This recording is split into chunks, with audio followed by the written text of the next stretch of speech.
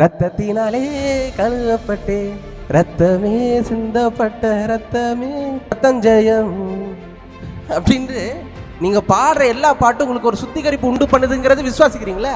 இது எல்லாமே நான் என்ன தெரியுமா நினைச்சிட்டு இருந்தேன், நான் ஒரு பாவி, இந்த நியாயப்பிரமாணம் என்ன எப்பவுமே என்ன பண்ணிட்டு இருக்குதானே, நீ ஒரு குற்றவாளி குற்றவாளி குற்றவாளின்னு என்ன குற்றப்படுத்திக்கிட்டே இருக்குது. இப்ப என்னை காப்பாத்துறதுக்கு யாருமே இல்லையா அப்படின்னு நான் தவிச்சிட்டு இருக்கிற நேரத்துல குமாரன் வந்து வார்த்தை மாம்சமாகி எனக்கு வந்து பலியை செலுத்தி ரத்தத்தை சிந்தி அந்த ரத்தத்தால் என்ன பண்ணிருக்கிறாரு, என்ன கழுவி சுத்திகரிச்சு இனிமே நீ பாவி கிடையாதுப்பா நீதிமான்பா அப்படின்ட்டு சொல்லியிருக்காரு. நான் விசுவாசிக்கிறேன். இத நான் நியூ கவர்னன்ட் சொல்லிட்டு இருக்கிறேன். பாத்தீங்களா, இது நியூ கவர்னன்ட் கிடையாது சார்.